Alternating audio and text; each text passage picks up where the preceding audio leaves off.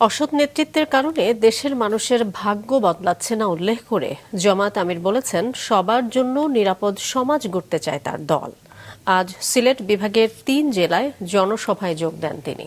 দিয়েছেন উন্নয়নের নানা প্রতিশ্রুতি। সিলেট থেকে আরও জানাচ্ছেন মাশরেক রাহাত। হবিগঞ্জ জেলায় 17.5 লাখের বেশি ভোটার রয়েছেন। সংসদীয় আসন 4টি, এর মধ্যে একটি ছাড়া বাকি 3টি নির্বাচনী জোটে থাকা 10 দলের প্রার্থীদের জন্য ছেড়ে দিয়েছে জামাতে ইসলামী। সকালে এই জেলা থেকে সিলেট বিভাগে নির্বাচনী জনসভা শুরু করেন দলটির আমির। যোগ দেন নিউফিল্ড মাঠের জনসভায়। বলেন, অতীতের অসৎ নেতৃত্বের কারণে দেশের মানুষের ভাগ্যের পরিবর্তন হয়নি।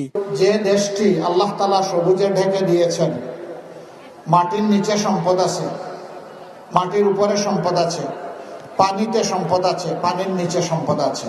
এই দেশের মানুষের হাতের ছোঁয়ায় দুনিয়ার বিভিন্ন দেশের কপাল কিসমত বদলে যায়।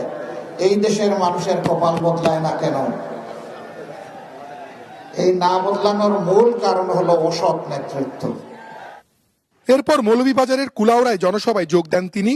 বলেন, জামাত রাষ্ট্র পরিচালনায় আসতে পারলে সবার জন্য সমান সুযোগ নিশ্চিত করবে। কুলাউড়া আমার জন্মস্থান। আমি আল্লাহর শুকরিয়া আদায় করি, এমন একটা জায়গায় আমার জন্ম হয়েছে। আমি আমার জন্মস্থানের সকল ধর্মের, বর্ণের, সকল শ্রেণীর ভাইদেরকে, বোনদেরকে বুকে ধারণ করে সামনে আগাতে চাই। এখানে কোনো ভাগ বিভক্তি দেশেও দেখতে চাই না, বিশেষ করে এখানে দেখতে চাই না। সবচাইতে জনপ্রিয়। বিকেলে সিলেটের আলিয়া মাদ্রাসা মাঠের জনসভায় জেলায় 6টি আসনে 11 দলের প্রার্থীদের পক্ষে ভোট চান তিনি। আপনারা তো অনেককে সুযোগ দিয়েছেন, পরীক্ষা করেছেন, দল এবং ব্যক্তিকে যুগে যুগে।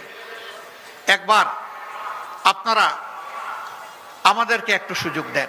আমরা কথা দিচ্ছি, আপনাদের মালিক বনব না। আপনাদের সম্পদ, জীবন এবং আপনাদের ইজ্জতের পাশে দাঁড়িয়ে আমরা চৌকিদারের কাজ করব ইনশাআল্লাহ। প্রতিটি জনসভায় তিনি চা শ্রমিকদের কল্যাণ সহ দেশের উন্নয়নে নানা প্রতিশ্রুতি দেন। মাশরেক রাহাত, মাছরাঙ্গা সংবাদ, সিলেট।